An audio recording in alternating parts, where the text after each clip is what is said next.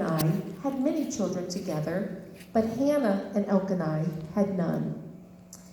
This saddened Hannah very much, and it created quite a rival between the two wives. Hannah loved God very much and had prayed in her heart to the Lord a long time to have a child, but she was unsuccessful in all of her attempts. One day, Hannah went to the tabernacle of the Lord to pray, specifically that God would bless her with a child. Hannah prayed, "If you'll give me a baby boy, I'll see thy sins you all his life."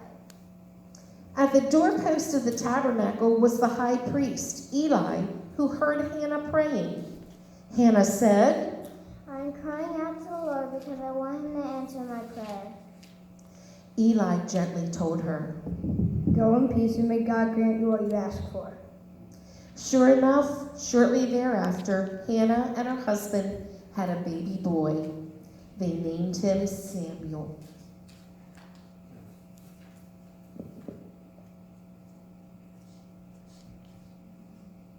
When Samuel was a little boy, about 4 or 5 years old, Hannah brought him to live at the tabernacle with Eli, the high priest. She had promised God that Samuel would serve him all his life. The priest Eli would now take care of Samuel. He would teach Samuel all the things about God. At first, Samuel was very moved and missed his mother. Eventually, God blessed Hannah with more children, and every year she made the journey to the tabernacle to visit with Samuel. God had placed a very special blessing on Samuel's life. One of Samuel's duties in the tabernacle was to keep the candles trimmed and brightly burning so that others could come at any time to worship the Lord God Almighty, day or night.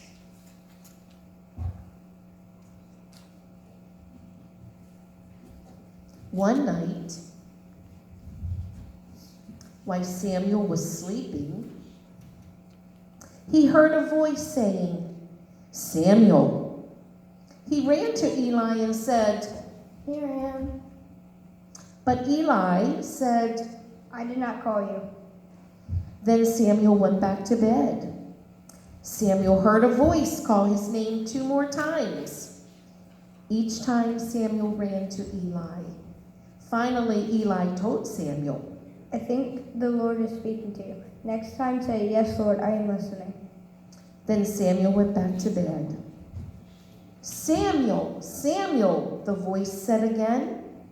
This time Samuel answered, "Yes, God, I am listening." From that moment on, Samuel gave messages to God's people of Israel. He was a special prophet given of God. Time passed by, and Samuel continued to serve God. When Samuel was an old man, God's people said, "We want a king to rule over us." Up until this time, the countries were ruled by prophets and judges, but now the people wanted a king. Samuel asked God for help. God told Samuel to warn the people about all the trouble a king could bring.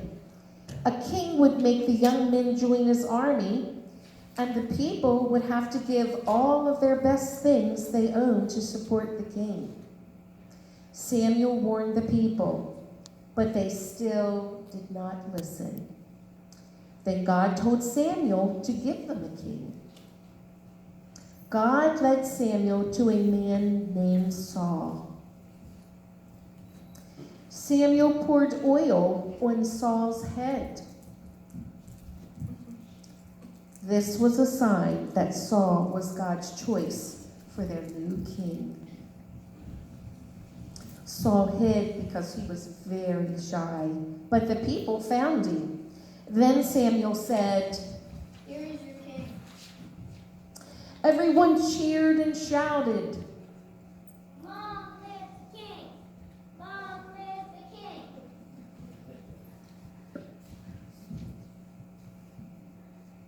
Saul was a good king for about 20 years. Then he began to disobey God. God was very sorry he had made Saul the king, and Samuel was sad about it too.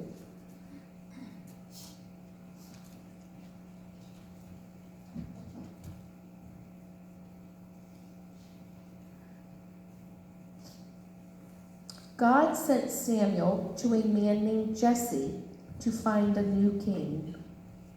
When Samuel met Jesse, he said, "I would like to meet your sons." When Samuel saw them, he said, "These are strong-looking men." But God said, "I do not look at the outside of a person. I look at the inside. I look at the heart." Samuel asked Jesse, "Do you have another son?" Jesse said, "Yes.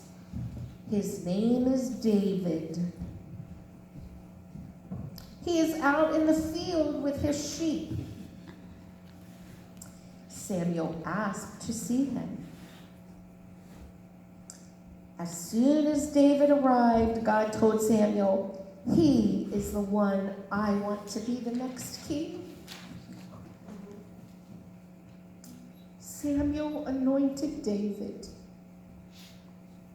He poured oil on his head, and David was filled with God's power.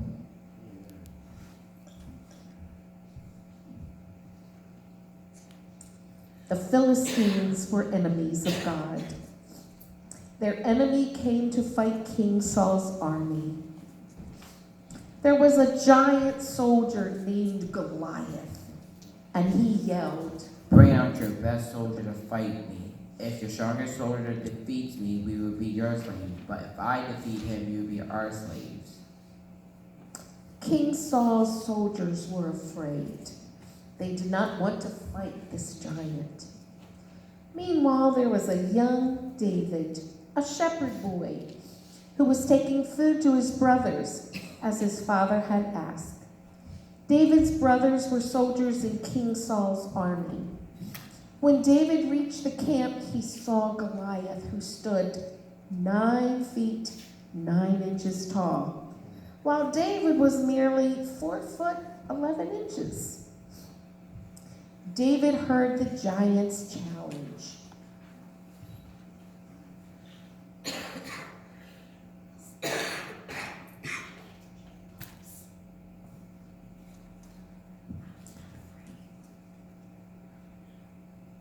I am not afraid to fight the giant. Said David. King Saul called for David and told him, David, you cannot fight the giant. You are too young and just a boy. Goliath had been fighting since his youth. David replied,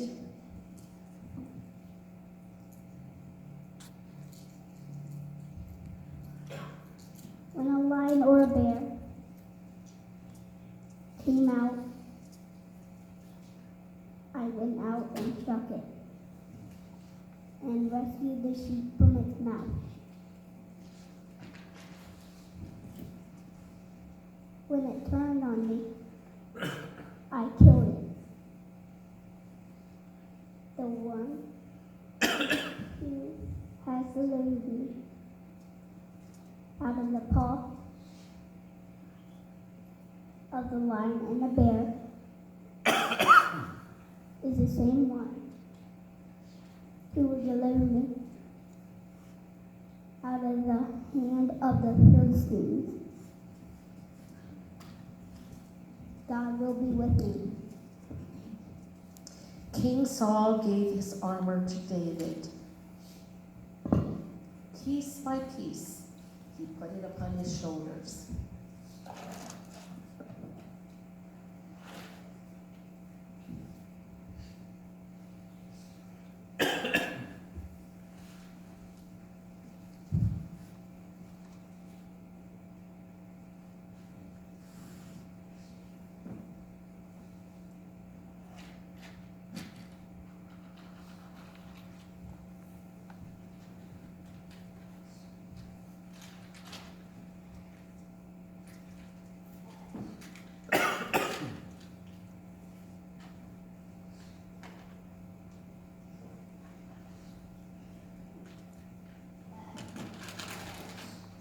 David wasn't used to wearing armor. After all, he was just a simple shepherd boy who took care of sheep, and he played a harp unto the Lord.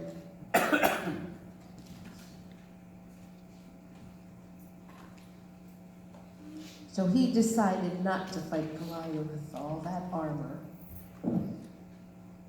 David went to a nearby stream.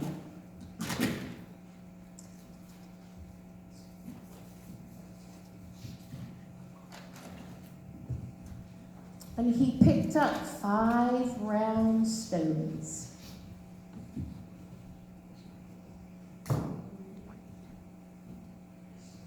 He stood before Goliath. The giant laughed at him. The giant laughed at him. But David didn't care. He said, I come before you in the name of the Lord, who rules over all. David put a stone in his sling, and he ran toward the giant. The stone went round and round and round and round, and then the stone flew and hit Goliath in the forehead, and he fell to the ground.